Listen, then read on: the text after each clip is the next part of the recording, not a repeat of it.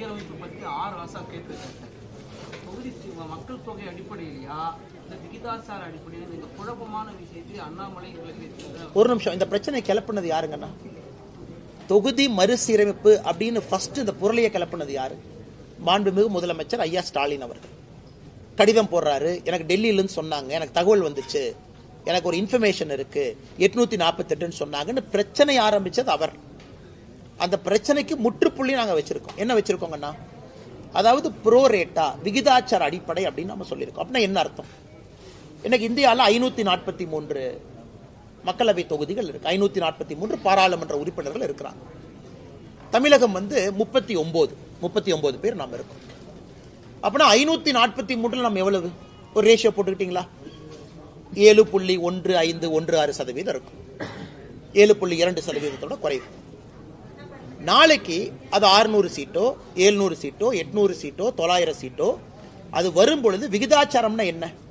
இன்னைக்கு இருக்கக்கூடிய மொத்த சீட்டுல தமிழகத்திற்கு எவ்வளவு பங்கீடு இருக்கோ நாளைக்கு வரக்கூடிய சீட்டுலையும் தமிழகத்திற்கு அதே பங்கீடு இருக்கும் அப்படிங்கறது விகிதாச்சாரம். நாளைக்கு அது 1000 சீட்டு போனாலும் அதே 7.2% தானே. இன்னைக்கு யூபிக்கு இருக்கக்கூடிய மொத்த எம்பிக்கள் 543 எத்தனை சதவீதமோ நாளைக்கு சீட் அதிகமான பிறகு கூட அதே அடிப்படை தானே. இதுதானே விகிதாச்சாரம், இதான ப்ரோரேட்டா. இதை மறுபடியும் குழப்பி ஆசா அவர்கள் போன்றவர்கள் எல்லா தலைவர்களும் இதையும் புரிஞ்சுக்கலனா அவங்களுடைய நோக்கம் என்ன? தமிழக மக்களை குழப்பணும், அடிப்படை பிரச்சனையை தமிழகத்தில் பேசக்கூடாது, தமிழகத்தில் சட்டம் ஒழுங்கு சீர்கேடை பத்தி யாரும் பேசக்கூடாது, லஞ்சலாவணியத்தை பத்தி பேசக்கூடாது, சம்பந்தமே இல்லாத விஷயத்தை பத்தி பேசிக்கிட்டே இருக்கணும். ஒரே நாடு ஒரே தேர்தல் நான் கொண்டு வரும் பொழுது மிக தெளிவாக ஒரே நாடு ஒரே தேர்தல் எப்ப வரும் தெளிவா சொல்லியிருக்கோம்.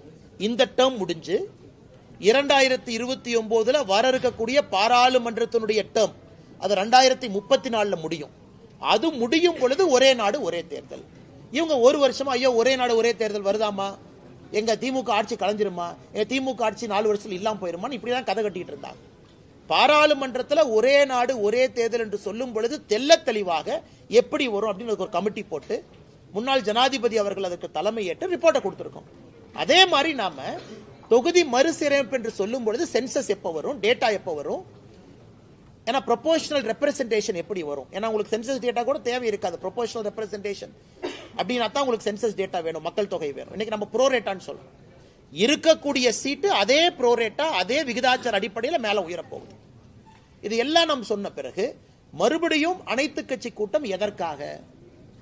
இதை தெல்ல தெளிவா அமித்ஷாஜி அவர்கள் மட்டும் இல்ல, பாரத பிரதமர் நரேந்திர மோடி அவர்கள் 2023 சொன்னாங்க, மக்கள் தொகை அடிப்படையில் தொகுதி மறு சீராய்வு என்ன பண்றோமோ அது இருக்காது, இது காங்கிரஸினுடைய கனவு, மக்கள் தொகை அடிப்படையில் கொடுக்கணும், நாம் அப்படி கொடுக்க போறது கிடையாதுன்னு சொன்னாச்சு. சொன்ன பிறகு மறுபடியும் நீங்க குட்டை குழப்பறீங்கன்னா நீங்க தமிழகத்தில் நடக்கக்கூடிய பிரச்சனையிலிருந்து திசை திருப்புவதற்காக நீங்க ஏமாத்து வேலை செய்றீங்கன்னு தான் அர்த்தம்.